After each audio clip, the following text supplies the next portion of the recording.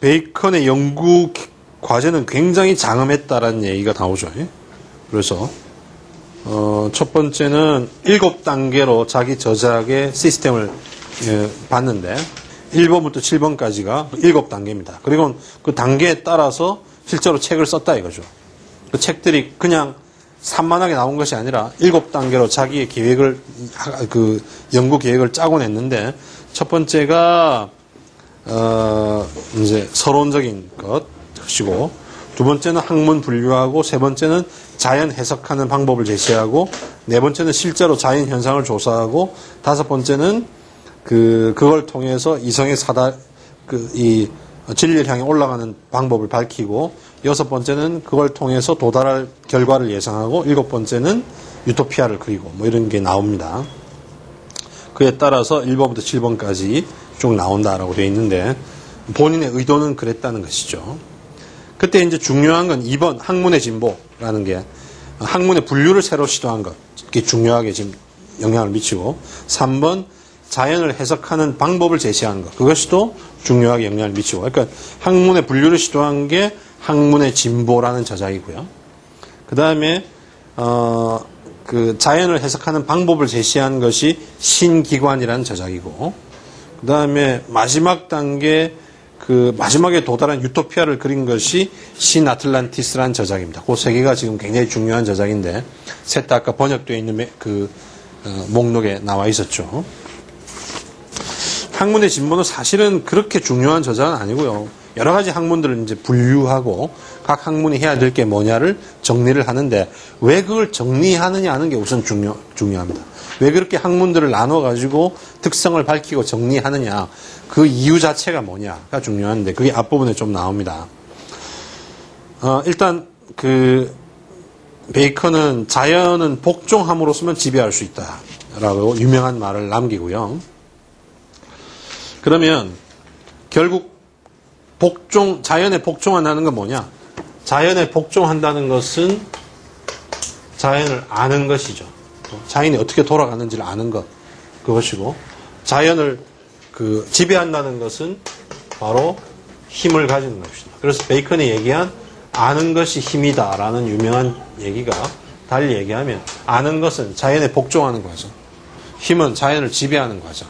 그래서 자연에 따라서 자연에 복종함으로써 자연을 파악함으로써 자연을 지배하고자 하는 것. 이것이 바로 베이컨의 기본적인 생각인데요. 아는 것이 힘이다라는 명제 속에 담겨있는 또 하나의 의미입니다. 자연의 법칙 무지하면 따라서 자연의 노예가 될 수 있지만 알게 되면 자연의 지배자가 될 수 있다. 그럼 결국 자연을 파악하고 거기 접근하는 게 학문인데, 그렇기 때문에 학문의 상태가 어떻는가를 점검하고 각 학문이 무슨 일을 할 수 있는지 임무를 할당하고, 그 다음에 그 중에서 좀 잘된 학문은 어디고 문제가 있는 건 어딘지를 밝혀서 문제가 있는 것은 문제를 극복하도록 만들고, 이렇게 하기 위해서 학문의 자연을 정복하기 위해서 자연에 복종하는 아는 것인 학문의 영역을 점검하고 검토하는 작업이 지금 베이컨이 하는 학문의 진보에서 하는 작업이에요.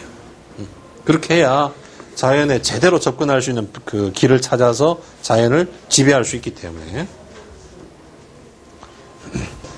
결국 이렇게 모든 학문을 검토하는 게 무슨 대형 백과사전을 간행하겠다는 것이 아니고, 그리고 사회 개조를 위해서 모든 학문의 비판자, 조정자가 되고 모든 분야를 망라하여 연구하겠다는 걸 암시하는 것이다. 이렇게 해석하고 있죠. 그래서 그 다음에 그 각 학문에 대한 얘기가 쭉 나옵니다. 베이컨은 새로운 과학, 사회심리학 비슷한 것도 창설하고, 새로운 과학, 인생의 성공을 다루는 과학도 창설한다. 그래서 성격이 지금 보시면 생리학, 의학이나 심리학도 그렇고 사회심리학, 인생의 성공을 가르는 과학 전부 다 학문의 성격이 실용성으로 모아집니다. 자연에 대한 것도 실용성을 중시하고 사회에 대한 것도 실용성을 중시하고 어떤 결과를 빚어내고자 하는 실용성을 중시하는 쪽으로 학문들의 성격을 규정하고 있다라는 게 특징이죠. 그래서 쭉 학문들을 실용적인 쪽으로 규정한 다음에 과학은 과학만으로는 충분하지 못하기 때문에 과학 이외에 과학을 조정하고 목적을 지시하는 힘 있는 학문이 필요하다. 그게 뭐냐? 결국 과학에 필요한 것은 과학적 방법을 분석하고 정비하는 철학이다. 그 철학이 없으면 어떠한 과학이건 비상적이다. 철학이 결국 뭐냐면 이런 과학들을 규정한 다음에 철학의 일종의 그 작전 통제 본부 역할을 철학이 해야 되겠다라고 규정을 내립니다. 그리고 자연에 대한 것만이 아니라 정치도 철학의 빈곤으로 고통받고 있고 결국 철학은 목표를 제시하는 것인데 다시 말하면 목표 없는 개별적 연구에 대해 포괄적 지식과 전망에 의해 인도되는 움직임이 철학이다. 번역이 조금 이상하게 되어 있는데요. 결국 포괄적 지식과 전망을 제시해서 이런 과학, 목표 없는 개별적 과학들을 어떤 방향으로 움직이게 하는 것, 그것이 철학이다 라는 거고, 이 철학은, 이런 해석은 이 윌 듀란트 본인의 철학관을 약간 투영시킨 측면이 있다고 봐야 되겠죠. 그래서 지식의 추구가 이런 현실적 요구로부터 절연되면 스콜라 철학이 되듯이 정책 수행도 철학과 유리되면 난동이 된다. 이러면서 돌파리 예를 들고 있습니다. 물론 그렇다고 해서 철학만 중요시하는 것은 아니고 특수과학의 필요성, 특수연구에 종사하는 개인, 과학의 중요성도 얘기를 하죠. 그래서 일방적으로 철학이냐 과학이냐 이런 것은 아니고 과학자들이 끊임없는 연락과 협력을 통해 특수연구를 하면서 어떤 대조직에 의해 공동 목표를 지향하게 되는 상태를 꿈꿉니다. 그리고는 과학은 지식의 조직이므로 그 자체가 조직적이어야 된다라고 얘기해서 일종의 이게 이제 베이컨이 학문의 진보에서 얘기하는 건 어떤 거냐면 예를 들어서 우리가 과학과 연관해서 통합과학 모델이라는 것도 있고요. 통합과학 모델, Unified Science입니다. 통합과학 모델은 근대의 과학들이 자꾸 분류됐는데 그러지 말고 과학을 하나로 합치자 이겁니다. 최소한 19세기 이후에 크게 나누면은 이른바 정신과학과 자연과학, 그러니까 인문사회과학과 자연과학, 인간과 연관된 과학과 인간이 빠진 과학을 나누는 정도라도 최대한 나누는 건데 더 잘게 나눌 수도 있지만 통합과학의 움직임은 정신과학과 자연과학 이건 이렇게 나누는 건 뭐 영미권이나 유럽이나 마찬가지예요. 딜카이도 쿨투어비센샤프트 문화과학과 나투어비센샤프트를 나누고 또 뭐 이런 전통이 많은데 이것조차도 합쳐서 정신에 대한 건 자연에 대한 건 과학은 하나의 원리와 하나의 방법에서 이루어지는 걸로 보려는 게 통합과학 운동인데 베이컨은 그런 입장도 아닌 거죠. 그런 입장 아닙니다. 과학이 하나의 원리에 의해서 움직이는 보지 않고 각각 다른 역할을 하는 걸 보죠. 그 다음에 요즘 얘기하는 학제간 연구. 학제간 연구는 과학을 하나로 묶는 것이 아니고 과학들은 다 다른 interdisciplinary 그러니까 디스플린 사이에 과학들 사이에 서로 함께 결합해서 연구를 하는 것. 그러니까 인간을 연구할 때는 인간을 심리학만은 안 되잖아요. 인간의 어떤 현상의 연구는 심리학, 철학, 또 인지과학, 또 사회학 등등이 합쳐서 연구해야 되고 특히 요즘 cultural studies 문화에 대한 연구는 그야말로 하나의 학문이 할 수 없죠. 인류학, 사회학, 철학 뭐 등등이 합쳐야 되니까 심지어는 대중문화 가면 이제 매체공학 등이 합쳐야 되니까 결국 과학들이 각각 따로 하는 게 있는데 대상에 따라서 과학들이 합쳐서 여러 과학들이 함께 연구하는 거 그게 학제간 연구입니다. 이런 모델도 아니죠. 베이컨은.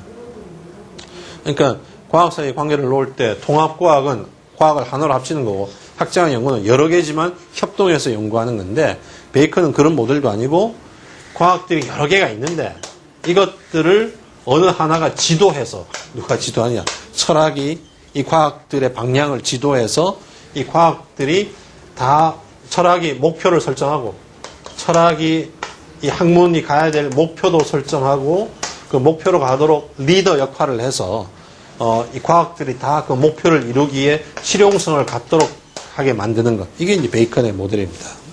그러니까 우리 같은 지금 통합과학 또는 학제간 연구하는 다른 모델, 전혀 다른 모델이라고 할 수 있고 그래서 굉장히 실용성을 내세운 모델을 학문의 진보에서 이미 보여주고 있다. 결국 베이컨에 괄목할 만한 새로운 점은 인간에 의한 자연 정복을 예언하는 씩씩한 확신이다. 그래서 나는 기술과 자연의 경주에서 기술의 승리에 모든 것을 건다. 그래서 결국 자연 정복 사상, 이게 베이컨이 학문의 진보로부터 시작되는, 학문을 왜 어디로 끌고 가느냐? 목표는 뭐냐? 사실은 자연을 정복하는 쪽으로, 그래서 힘을 발휘하는 쪽으로 학문들을 다 끌고 가고자 학문들을 규정하고 검토하는 것이 학문의 진보의 작업이다라고 보시면 될 겁니다. 베이컨 철학의 목표는 뭐냐? 자연 정복과 자연 정복을 위한 방법을 확보하는 게 철학의 목표인데, 그건 결국 과학의 계획을 통해, 지금 학문의 진보에서 각 영역 과학들을 규정하면서 과학이 뭐가 문제가 어떻게 바뀌어야 된다고 얘기하는 것이 바로 과학의 개혁을 통해서 자연에 대한 인간의 지배권을 회복하고자 하는 것이 베이컨의 목표입니다. 자연 정복이라는 건 어디서 드러나냐? 아까 말한 아는 것이 힘이다라는 명제에서 드러나는데, 아는 것이 자연의 복종함으로써 힘이다, 자연을 지배할 수 있다, 이 얘기거든요. 그래서 과학을 탐구하되 과학이 결국 힘이 될 수 있도록, 자연 지배를 할 수 있는 방향으로 갈 수 있도록 그런 실용적 성격을 가진 것으로 가야 된다고 보고, 그래서 아는 것이 힘이라는, 지난번 말씀드렸지만 아는 것이 과학이고 힘이 기술의 상황이라면 과학과 기술의 분리였던 것을 결합, 분리가 아니고 결합이라, 과학과 기술의 결합을 주장하고, 아는 것이 힘이다, 과학과 기술이 결합돼야 된다. 그리고는 그 중에 우위는 어디에 있느냐? 오히려 과학이 기술화돼야 된다. 힘이 돼야만 의미가 있다라고 기술 우위에 놓는 것이 베이컨의 자연정복 사상의 핵심이고, 그걸 하기 위해서 뭘 하느냐? 결국 모든 과학들이 그런 실용성을 갖기 위해서 가져야 될 방법을 탐구합니다. 방법을. 그래서 과학 대개혁 프로그램을 제시하고, 바로 학문의 미래라는 게 그 중에 하나죠. 과학 대개혁. 과학의 성격을 다 새로 바꾼다, 이거죠. 그래서 과학 자체의 성격이 바뀌어야 되고, 그러려면 과학자들의 근본 태도의 변경이 필요한데, 어떤 태도의 변경이 필요하냐?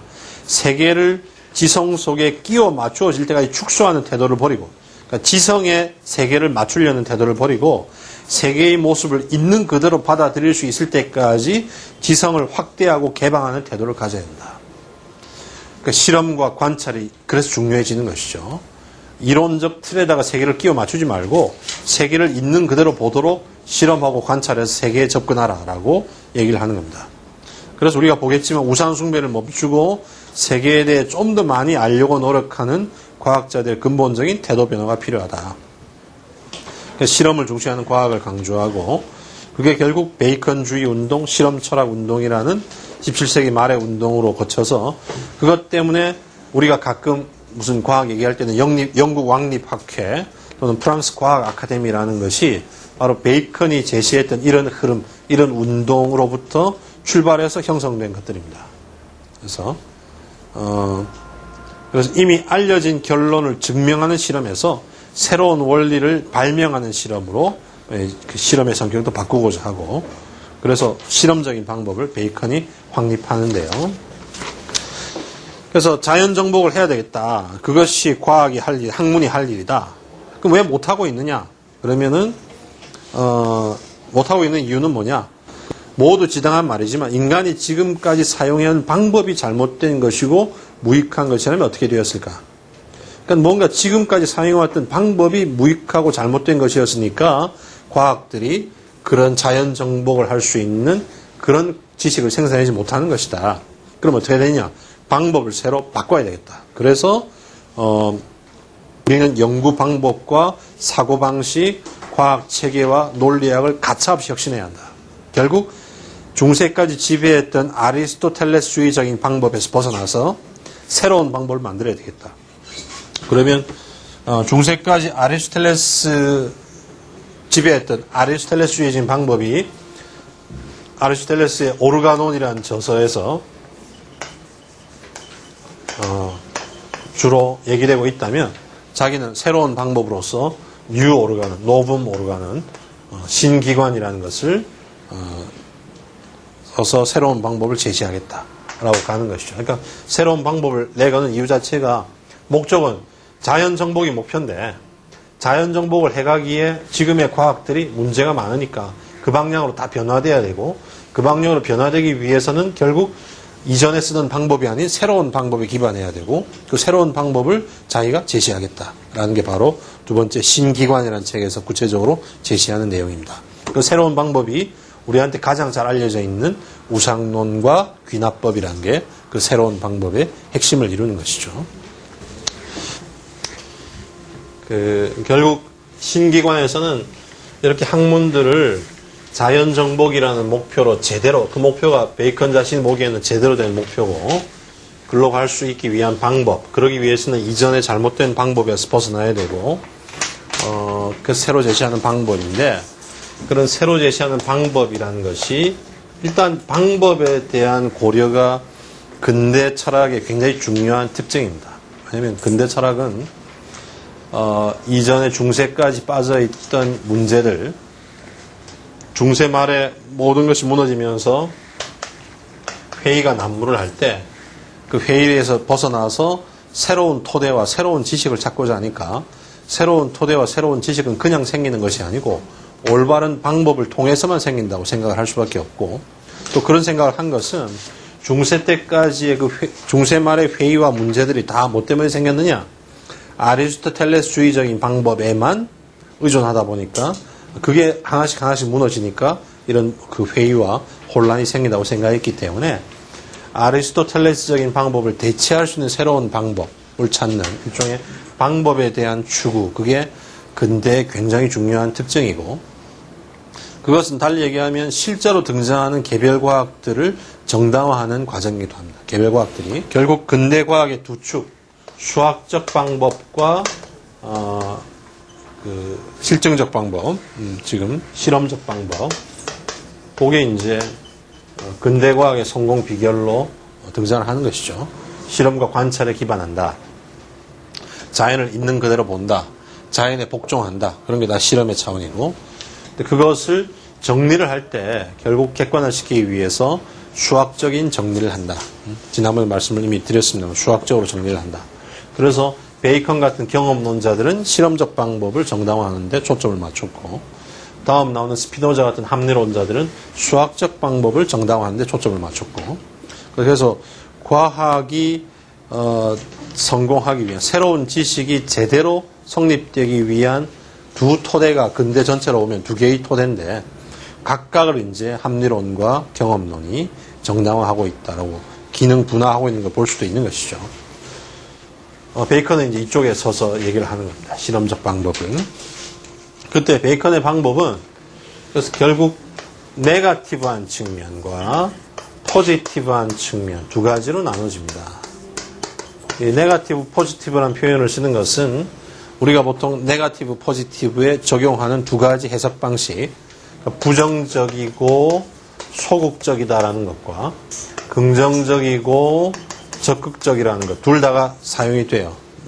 그러니까 네거티브한 방법은 부정적이라는 것은 이걸 해서는 안 된다. 해서는 안 될 걸 규정하는 거죠. 해서는 안 될 걸, 부정해야 될 걸. 그러면서 부정해야 될 걸 규정하니까 진리를 발견하는 건 아니지만 여기서는 벗어나야 되는, 최소한 빠져서는 안 되는 것을 규정을 하는 겁니다. 바로 그런 부정적, 소극적 방법이 오류론이고 우상론이고, 베이컨의 우상론이고요. 최소한 여기는 빠져서는 안 되겠다. 이런 것들은 우리가 부정해야 되겠다라는 게 우상론이고, 그 다음에 거기서 벗어나서 적극적으로 긍정해야 될, 채택해야 될 방법, 그럼으로써 진리를 찾아낼 수 있는 방법, 진리에 도달할 수 있는 방법, 그것이 귀납법이고, 그래서 베이컨이 제시한 방법은 우상론과 귀납법 두 가지입니다. 그게 신기관에서, 신기관 1부에서는 우상론, 2부에서는 귀납법을 제시를 하고 있죠. 이 저자도 그래서 윌 듀런트도 베이컨의 최대업적이 신기관이다. 그건 뭐 현재까지도 그렇게 생각을 하는데요. 159쪽 맨 위에서 그 다음 내려와서 단락 바뀌는데, 철학을 풍요롭게 하는 새로운 방법이 없었기 때문에 철학은 불모지였다고 베이컨은 생각했고, 그래서 방법을 새로 제시하겠다. 인용된 부분, 인간은 자연을 사용하고 해석하는 자이므로 자연 질서의 관찰이 허용하는 한도 내에서만 행위하고 이해한다. 그리고 그 이상은 알지도 못하고 알 수도 없다. 우리가 아까 얘기했던 자연에 복종한다. 이런 의미와 동일한 의미로 보시면 되겠습니다. 따라서 이런 성격의 방법을 해야 된다. 그게 뭐냐면 관찰하고 실험하는 겁니다. 관찰하는 것이죠. 그런데 아리스토텔레스 이후로 철학이 거의 진보하지 못한 건 놀라운 일이 아니다. 왜냐하면 철학은 아리스토텔레스의 방법을 사용해 왔기 때문이다. 그래서 거기에서 벗어나야 되겠다. 그러고는 나오는데 첫 단계가 뭐냐? 우상론인데 그것은 지성의 정화, 우리의 지성을 깨끗하게 만드는 것. 그래서 편견과 선입견을 씻어내는 것. 과정이 그건 우상을 타파하는 과정이다. 그래서 우상론이 등장하는 것이죠. 그래서 우상은 여러분 알다시피 4개입니다. 종족의 우상, 동굴의 우상, 시장의 우상, 극장의 우상 4개입니다. 우상론은 결국 아리스토텔레스주의 과학에 대한 비판인데 첫 번째는 종족의 우상. 종족의 우상은 인간적 관점에서 이 종족은 인간 종족이죠. 종족의 우상은 인간 지성, 인간 종족이 일반적으로 자주 범하는 오류가 바로 종족의 우상입니다. 그래서 제일 많은 게 인간의 관점에서 자연을 보는 것. 목적론처럼 인간이 어떤 행위를 할 때 목적을 가지고 하니까 자연에도 어떤 변화가 일어나면 거기에는 목적이 있지 않겠느냐라고 인간 관점을 자연에 투사해서 이해한 결과 목적론이 생겼다. 목적론 바로 아리스토텔레스주의의 핵심적 이론이잖아요. 그건 오류에 의한 것이다. 자연의 목적이 어디 있느냐. 지난 시간 말씀드렸듯이 자연은 기계적인 시스템이다. 기계론으로 가는 것이죠. 그래서 또 우리 마음의 성향에서 비롯된 건데 종족의 우상은 예를 들면 어떤 성향이 있느냐. 어떤 걸 한번 믿으면 그 믿은 것과 일치하는 것만 승인하고 나머지는 거부합니다. 눈에 콩깍지가 씌었다 표현하는 것 비슷한 거죠. 일단 뭘 하나 믿어버리면 그것이 이미 자기가 갖고 있는 배경 지식이 되니까 그게 배경 지식이 되니까 이 배경 지식과 맞아 떨어지는 건 자꾸 받아들이려고 하고 안 맞아 떨어지는 건 버리려고 하는데 예를 들면 천동설의 시대에 사람들이 하늘이 움직인다고 한번 믿고 나니까 그와 어긋나는 건 자꾸 버리려고 그거 맞는 것만 받아들이려고 하고 그게 또 그래서 생기는 게 천동설 같은 것도 종족의 우상이다. 이런 우리 마음의 성향에서 비롯된 것이다. 그러니까 일반적인 사람의 성향에서 비롯된 것들 그것들은 종족의 우상이다 이거죠. 그래서 이 목적론과 천동설 얘가 나오는데 일종의 요즘으로 따지면 그 인간적 관점에서 자연을 보는 것은 만물 유정의 오류 이렇게 부르는 거죠. 모든 것이 감정이 있다고 생각하는 오류, 만물 유정의 오류 같은 것이고요. 그래서 어떤 사람은 자기 아내가 맨날 벽에를 껴안고 자니까 벽에를 그냥 찢어버리죠, 남자가. 벽에를 질투해서. 그런 게 일종의 만물 유정의 오류입니다. 두 번째 동굴의 우상은 이제 인간 일반이 갖고 있는 어떤 성향에서 나오는 편견이나 선입견이 아니고 개인의 편견이나 성향에서 나오는 것이죠. 개인의 어떤 교육 그 수준이 다르거나 교육 배경이 다르거나 또는 개인의 어떤 추구하는 바가 달라서 생기는 그런 개인적 편견이나 성향. 그걸 동굴의 우상. 그래서 베이컨은 모든 사람은 자기 동굴 속에 있다고 봅니다. 이 동굴의 우상은 플라톤의 동굴의 비유를 좀 끌고 온 거죠. 플라톤의 동굴의 비유를 개인 차원으로 끌고 온 건데, 사람마다 이제 자기 편견과 이해관계에 따라 사물을 다르게 본다. 이게 이제 오늘날은 굉장히 중요하죠. 개인의 관점을, 오늘날은 사회과학이 굉장히 중요시하니까 우상이 아닐 수도 있는데, 우상을 치고요. 시장의 우상은 언어에서 비롯되는 오해입니다. 특히 이제 개념적인 말을 쓰면서 우리가 개념을 만들고 나면 마치 개념 자체가 리얼한 것처럼 생각해 거기에 집착한다 이거죠. 신이라는 개념을 아리스토텔레스가 만들었는데 아리스토텔레스가 신이라는 개념을 만들 때는 지난번에 얘기한 것처럼 일종의 테크니컬 텀으로 실제로 있다라는 차원이 아니고 자연이 완결을 되려면 최후의 목적, 더 이상 다른 것의 수단이 아니면서 다른 것의 목적이면 어떤 것을 상정할 수밖에 없고 거기다 신이라는 개념을 쓰는데 일단 그렇게 말을 쓰고 나면, 개념을 쓰고 나면 그게 마치 리얼한 것처럼 우리가 생각해가지고 거기에 얽매인다 이거죠. 거기에 얽매이는 게 시장의 우상이다. 그래서 그거는 언어에서 비롯되는 오해인데, 시장은 말이 시끄럽게 오가는 곳이니까 학문의 세계와 시장을 비유해서 하는 얘기입니다. 쉽게 얘기하면 이런 거죠. 뭐하고 비교하냐면, 시장에서는 우리가 물건을 사고 팔기 위해서 돈이라는 수단을 사용합니다. 돈이라는 수단을. 그렇잖아요. 물건을 서로 사고 팔기 위해서. 마찬가지로 시장도 그래서 교류하는 시스템인데, 학문의 세계, 학계도 결국 교류하는 시스템인데, 학문의 세계에서는 서로의 생각을 교류하죠. 생각을 교류하기 위해서 언어라는 수단을 사용한다 이거죠. 특히 개념적인 언어를 사용합니다. 그런 상황이 비슷하다 이거죠. 그런데 마치 어떤 현상도 비슷하냐. 그 물건을 교류하는 시장에서는 돈을 수단으로 사용하다가 주객 전도의 오류가 일어나서 수단일 뿐인 돈이 나중에는 돈 자체가 목적이 된다 이겁니다. 돈 때문에 사람을 죽이고 돈을 그냥 끄집고 있으려고 하고 수단에 불과한데, 사실은 어떤 의미에서는 우리도 그렇잖아요. 때때로 갑자기 화폐 개혁이 된다든지 돈 가치가 확 떨어지는 이런 상황이 벌어지지 말라는 법이 없죠. 경험적으로 아주 빈도가 잦은 건 아니지만, 근데 돈은 그야말로 수단이고 종이 쪽지에 불과한 거니까. 그래서 돈은 보통 화폐라는 게 뭡니까? 사용 가치는 없으면서 교환 가치만 있는 게 화폐잖아요. 그러니까 화폐의 유일한 가치는 다른 기능은 없이 교환하기만 하는 게 화폐의 기능이잖아요. 그러니까 화폐라는 건 자본주의 경제학에서는 화폐도 하나의 상품입니다. 상품인데 모든 상품은 두 차원이 있죠. 사용 가치와 기능, 쓰임새와 교환 가치, 값을 가지는데, 화폐라는 상품은 특이하게 사용 가치는 없고 교환 가치만 있는, 그것의 유일한 기능은 오직 값만 표현하는 게 기능이죠. 그게 화폐죠. 물론 화폐도 때로는 쓰임새도 있죠. 동전도 이렇게 탁 던질 수도 있고, 100원짜리 많은 돈도 여기다 급할 때 뭡니까?